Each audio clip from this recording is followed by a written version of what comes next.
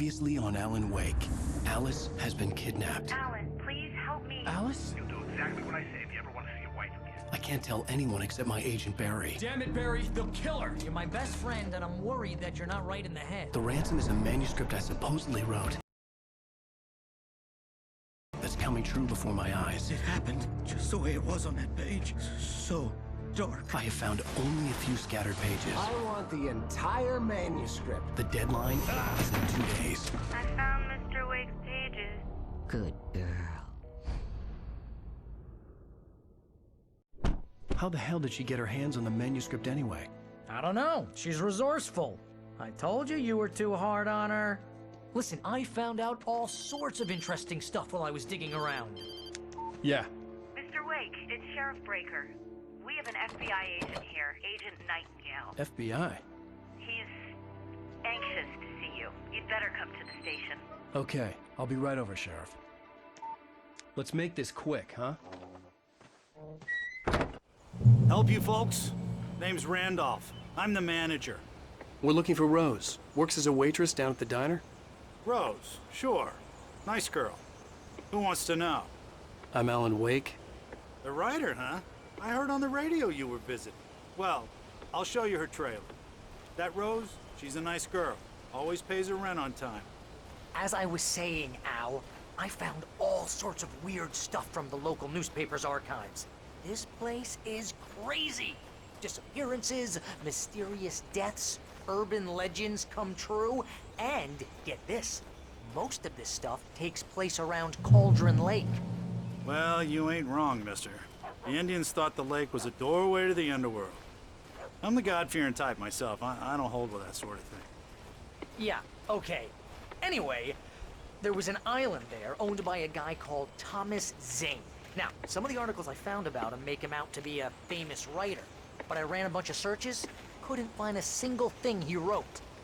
Zane was heavily into diving, so much so that the place came to be called Diver's Isle. But the volcano under the lake erupted in 1970, and Zane went down with the island.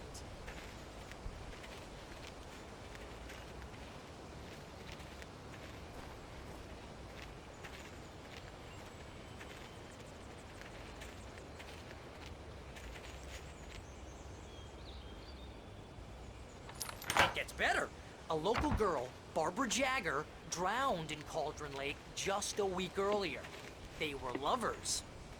Sure, Jagger's a local spook store. The Scratchin' Hag. Comes for you in the dark. Childish stuff like that. Anyway, Al, I'm just getting to the best part. All of the articles about this stuff were written by Cynthia Weaver. I asked around, and she's that crazy bag lady you met. What, the lamp lady? She can be a little loopy, but she's not homeless or anything. Yeah, anyway, she knew both Jagger and Zane before they both died, and she had some kind of a breakdown.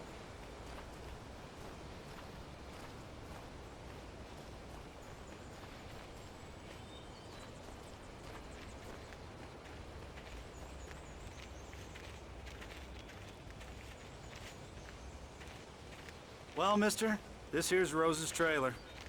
You mind me asking what you want with her? We're just here to talk to her, pal.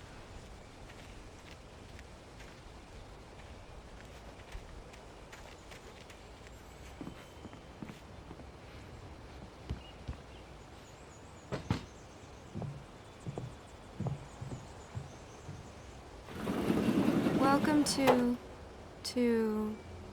Oh dear. Mr. Wake. I'm so glad you're here. Rose, you have my manuscript? Oh. Oh yes. Yes. Please, come in. Hey, this is really good. Rose, Yes, my manuscript. I really need it. I understand. I know what you need. A muse to inspire you. Oh, for Barry. She doesn't have anything. Yeah, hey, Al? Al, what's... Oh... Barry! What? What?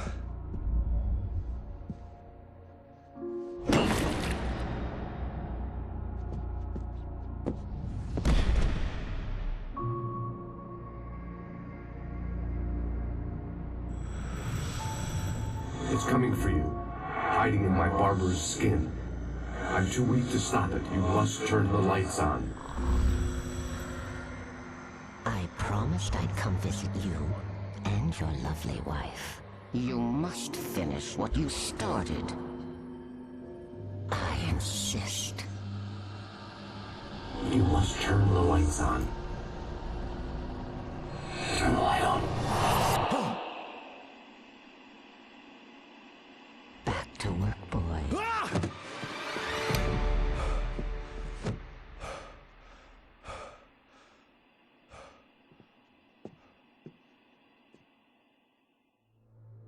I felt nauseous, hungover. Only anger kept me going. Rose took a day from me. I had less than 12 hours left to meet the kidnapper. All I could do was get Barry into the car, work something out once I got on the road. What can I get you today? Coffee?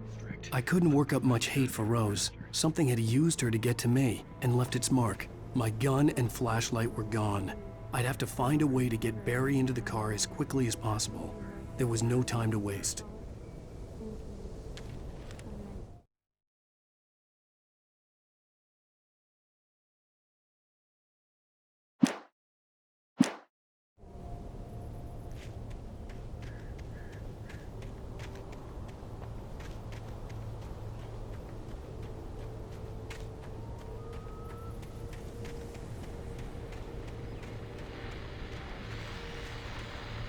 I just stepped outside to catch a breath of fresh air. Let me tell you, the weather's getting heavy. Nights like this make me especially glad I'm here talking to you and not home in bed. Once the weather takes a turn like this, I can't sleep at all.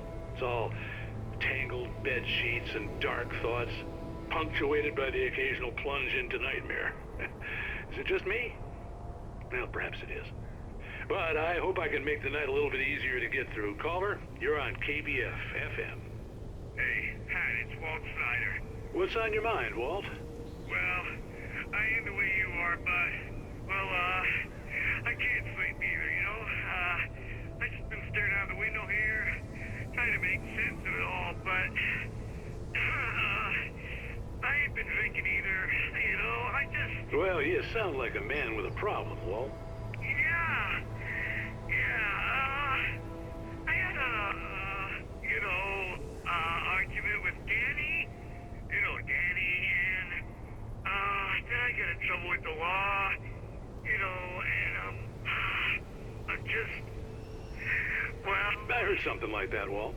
Yeah, well, Danny's my best friend, and, they let me out on bail today, and now I'm just alone here at the window, waiting, man, and there's something in the air tonight, man.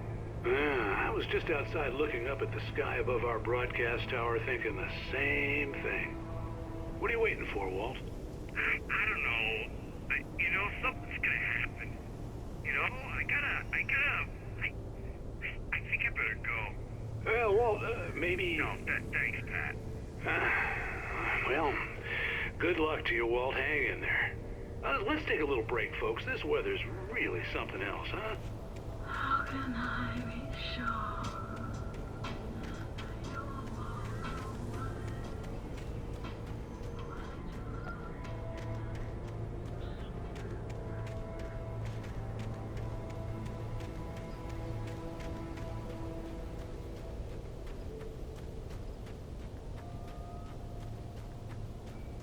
Oh, you're gonna get it now. God knows what you've done to that poor girl. This is Agent Nightingale, FBI! Get him up, Hemingway! You're under arrest! You move a muscle, I'll unload right in your goddamn face! Stay right where you are, Slane!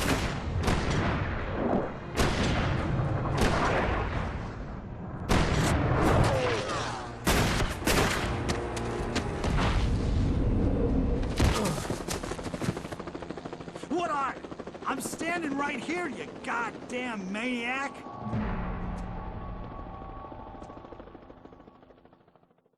I hated to leave Barry behind, but there was no way I'd miss my appointment with the kidnapper.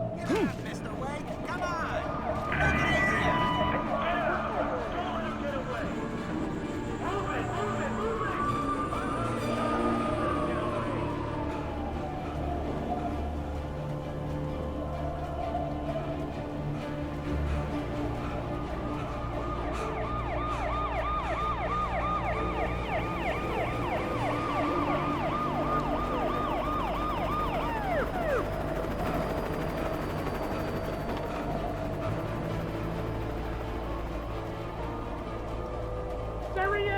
We have the suspect in sight! Okay, men. Keep your eyes peeled. He's gonna try to make it through here. Oh, damn. Man out! No! I'm not right! He's right! God damn it, where did he go?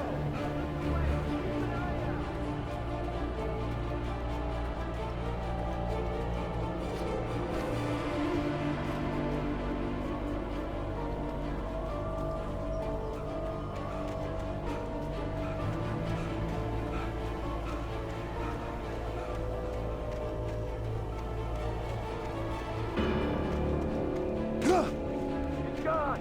Come on, guys! We need to head him off!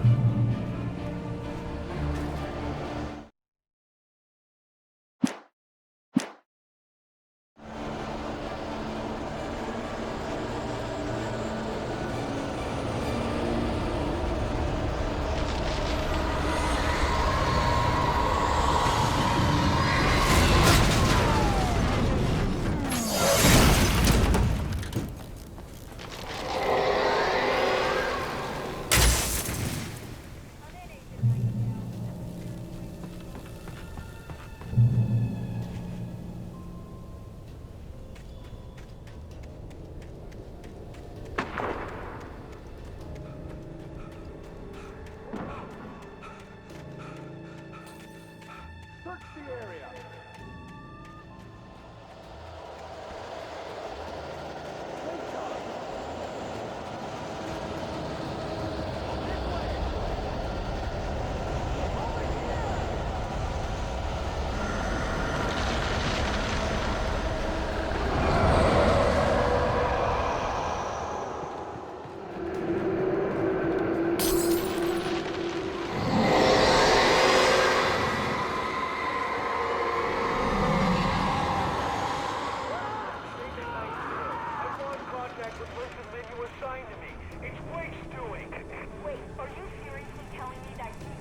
This horror was everywhere I went, circling me. The cops didn't stand a chance. They were after a writer, not a monster. I don't know yet, but I'm not in the habit of jumping to conclusions. That tends to come back and bite you in the ass. Out.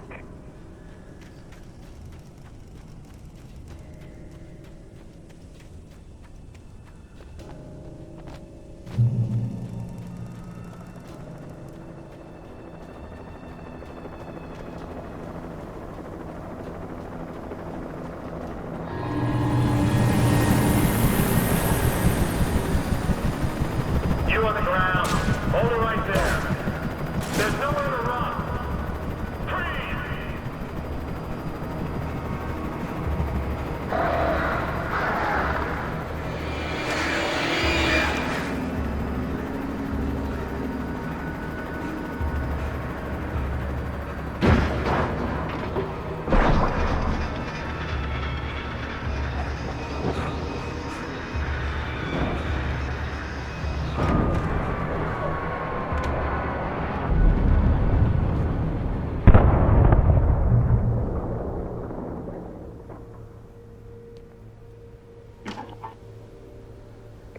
This is James. Mulligan, Thornton, come in. Over.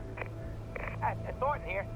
James, we got both Wheeler and Rose in custody. They didn't put up a fight or anything. Why, they were... Hey, Mulligan, what are you doing? Come on! Sit down and give me that. James, Mulligan here. Over. Go ahead, Mulligan. Over. We got Wheeler and Rose here. Wheeler's drunk or hopped up on something. Speaking of which, that Fed had a pretty distinctive whiff of Otis Scotch about him, if you know what I mean. Over. I don't have anything on that, Deputy Mulligan. Over. Well, whatever. Anyway, Rose is just being plain weird here. You better get Doc in to take a look at both. Over. Gotcha. You better get them here quickly. The, Fed's gonna want to interview Wheeler. Over. Oh, yeah, I'll bet he does. Looks like they have a lot in common. Mulligan out.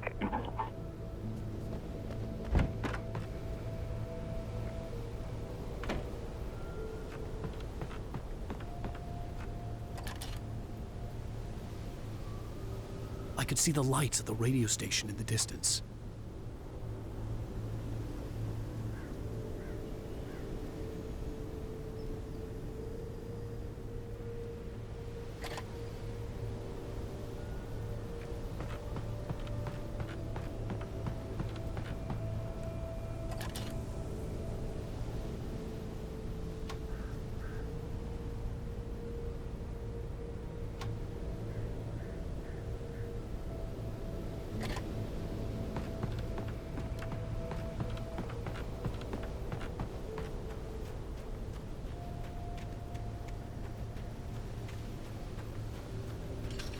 I imagined that the broadcast tower in the distance was part of the local radio station. Maine seemed like a decent guy. Perhaps he could give me directions to the coal mine.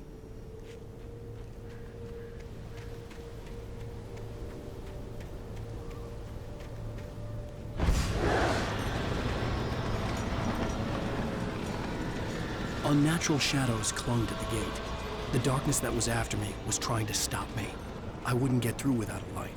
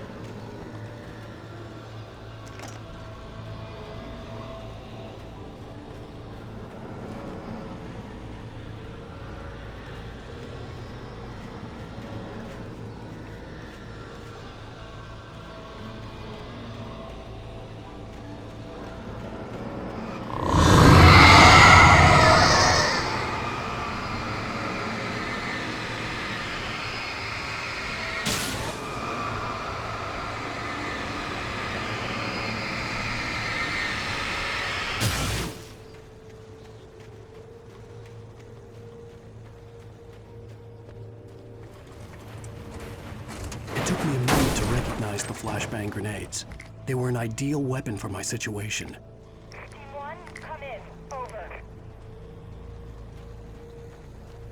Team 1, this is Sheriff Breaker. Report. Over. Team 2, come in. I need a report. Over. Come on, guys. Talk to me. Come in, please. Over.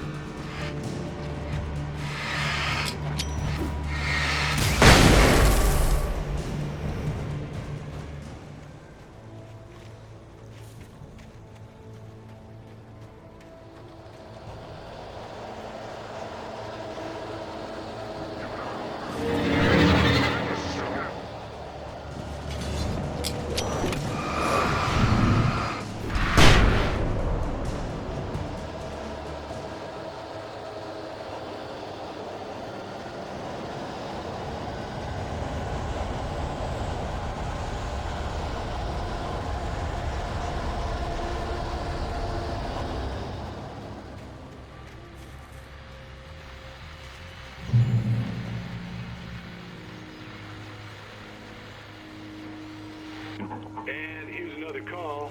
You're on KBF-FM with Pat Maine. It's Milt Peabody, Pat. What's on your mind, Milt? Well, I live near the trailer park, Pat, and there's a big ruckus going on over there. Well, that's just up the road from me, too. What's going on, do you know? I don't know, but there's a bunch of police cars there, lots of sirens, a helicopter buzzing around, and I think I heard some gunshots. Gunshots? Yes, sir, like from a pistol. So can you find out what's going on? Because it's just next door and they're popping off guns there. They're still shooting? No, it was maybe 10, 15 minutes ago. It sounds serious, Pat. I'm telling you, it don't sound like no party. I'm certainly going to give the station a call, Milt. Okay. You'll hear it here as soon as I hear from them. Okay, thanks.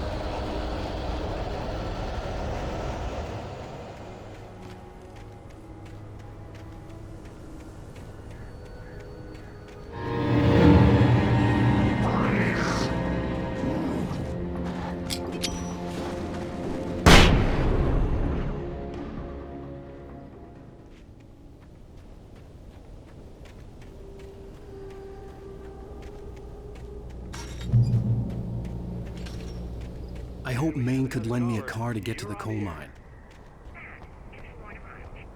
Why, hello, Lorna. What do you have for us?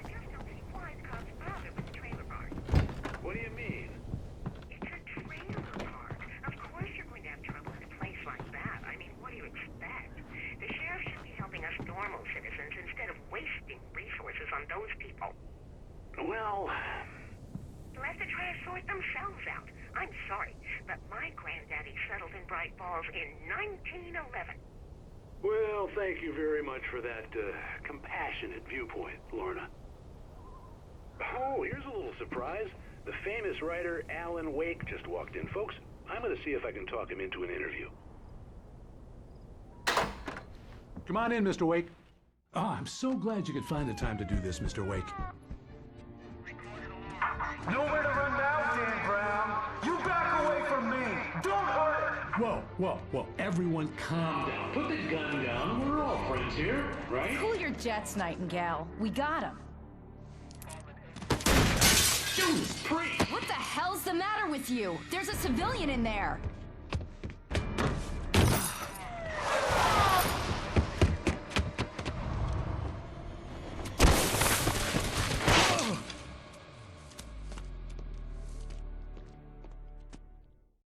I'll get you yet, even if it kills me. You hear me?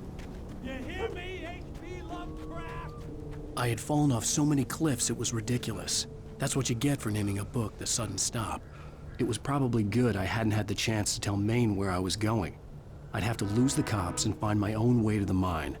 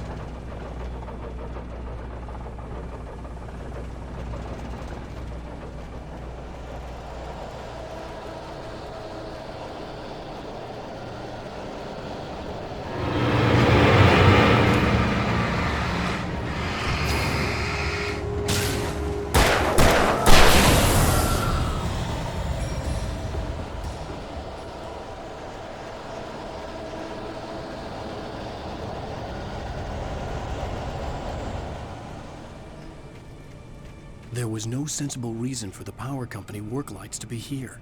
It was almost as if they'd been left for someone like me to use.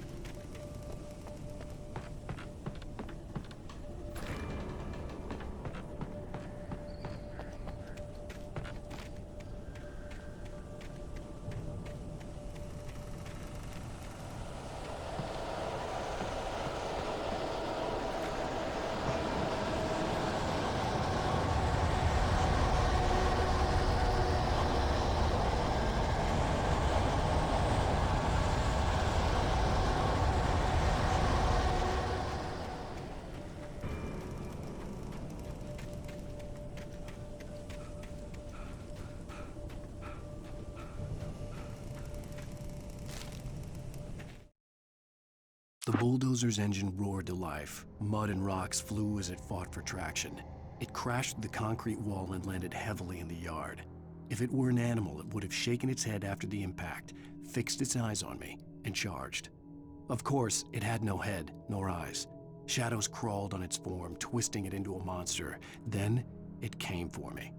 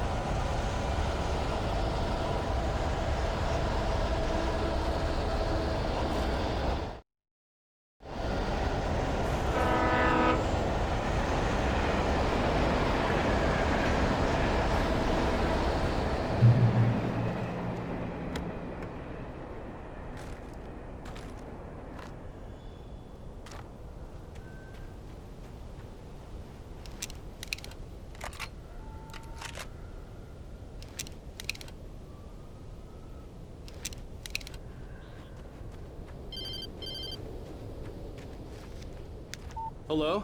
The most stubborn man I've ever met. Alice? Alice? Alan, I'm so afraid.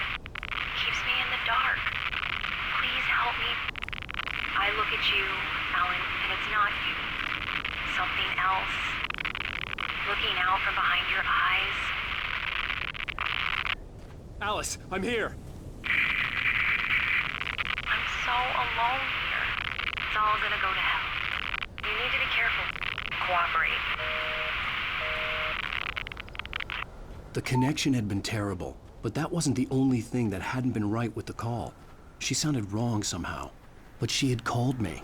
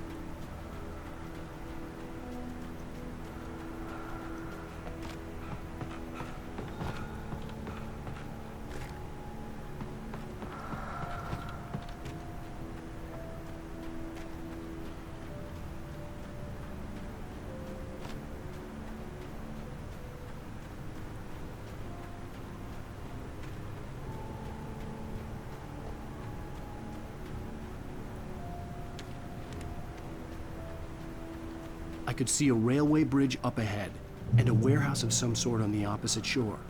I hoped I could find a car from there.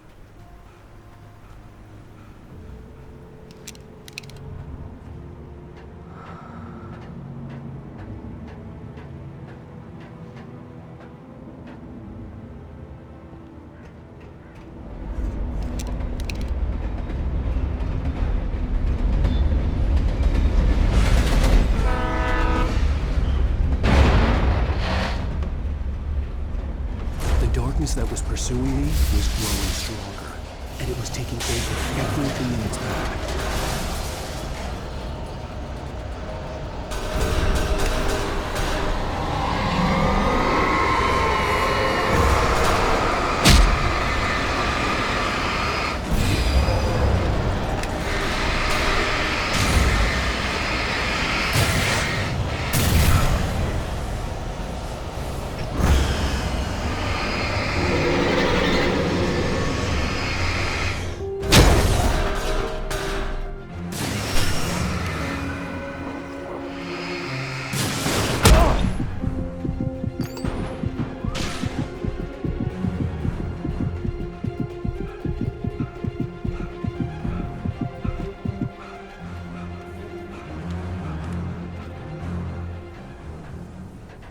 As a teenager, just starting to get interested in writing, Stephen King had been a source of inspiration to me. I thought about all the inanimate objects that had come to life in his books. No one is safe in a good horror story. Certainly not the protagonist. That's what makes them fun. This was anything but. The darkness could possess anything, and it was getting closer.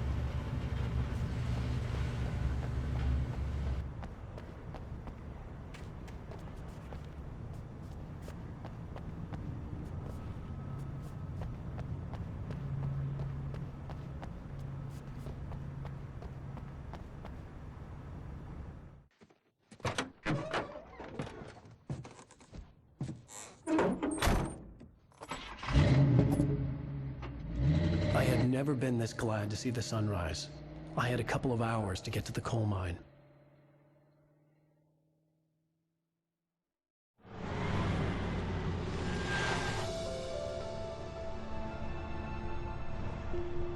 The coal mine wasn't far now.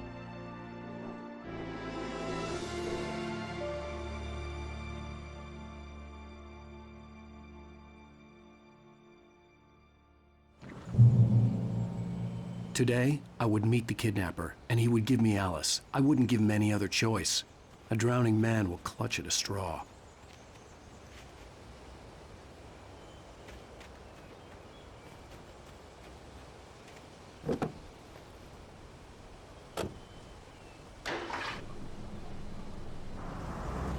Little by little, without realizing it, I'd come to believe that the story in the manuscript was coming true. The current of its narrative had taken me deeper and deeper into dark waters. Alice had been taken from me. Barry was probably in jail. I was a fugitive from the FBI. The whole world taken over by the Dark Presence was trying to destroy me. It all felt real, but it matched a textbook case of insanity.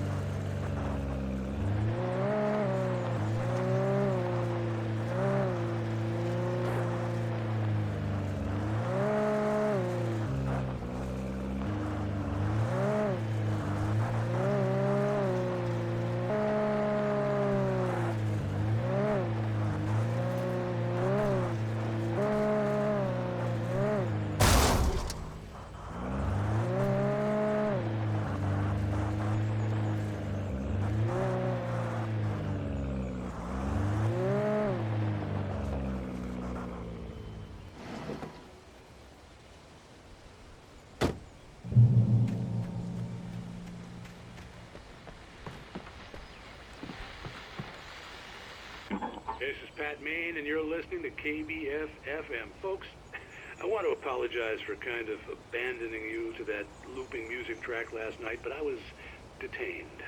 You see, I encountered a big-shot G-man with an itchy trigger finger who could use a lesson in manners and a boot in the ass. Not necessarily in that order either. Now, folks, I know I'm not being very informative here, and I apologize for that. I really should just keep quiet, but I'm just so peeved right now, because some people just shouldn't be carrying badges. And I'm just glad that our Sheriff Breaker was there to straighten things out. And if someone I met last night is listening, let me just say, I'm sorry if my mouth got you in trouble. I'm pretty sure you're not the bad guy here. Godspeed, son. I hope you know what you're doing. Now, on a lighter note, I'll be talking to Dr. Nelson all morning. But first, a little music.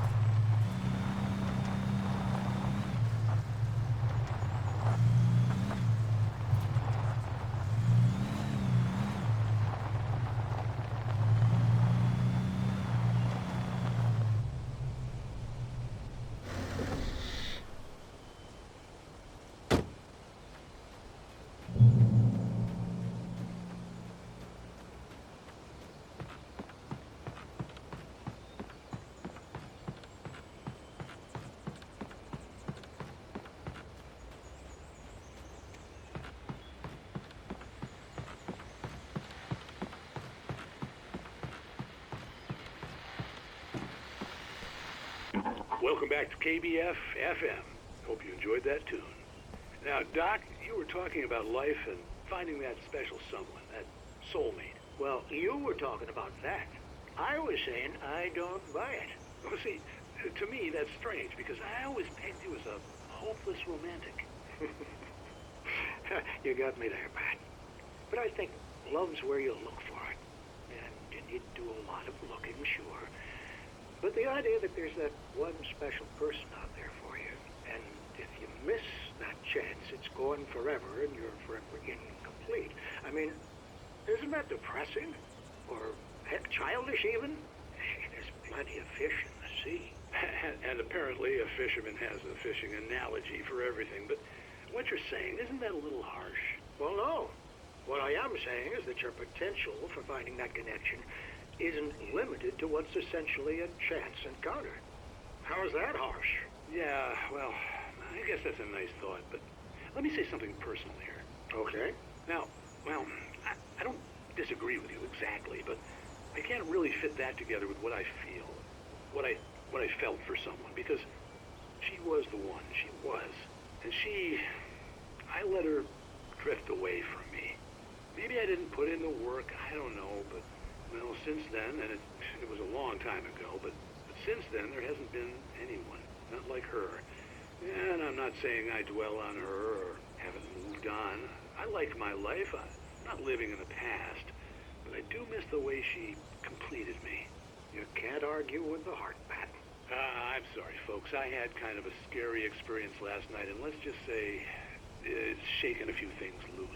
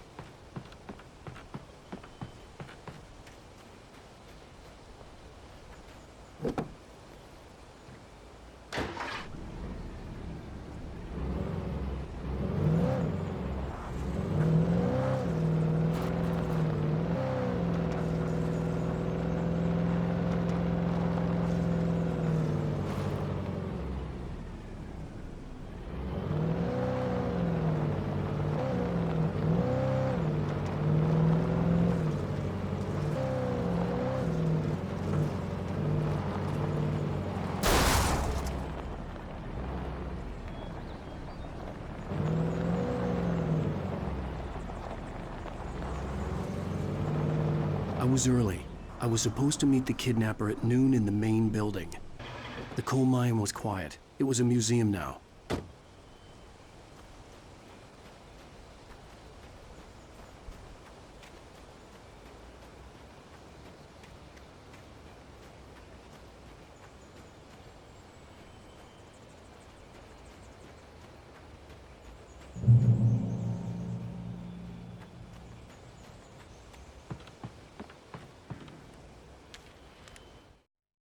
With Nightingale gone and the night wind blowing in through the broken studio window, Maine stared at Sarah.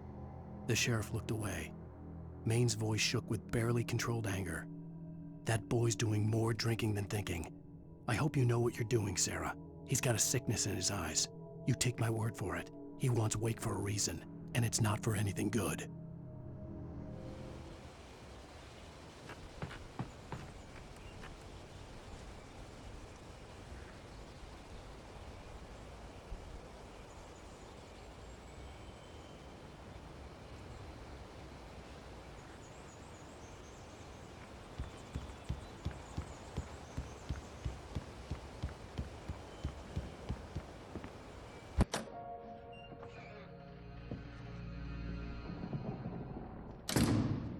I didn't want to go outside.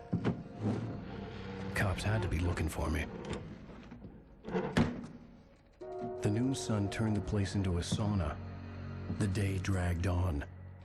Different scenarios ran through my mind. Ways of how I'd torture the kidnapper to get Alice back. Or the different horrible things he could have done to her. I imagined her dead. I had no way of knowing she was still alive.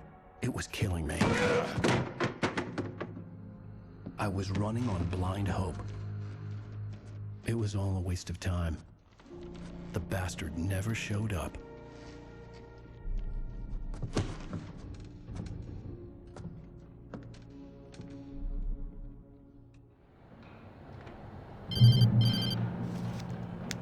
Wake!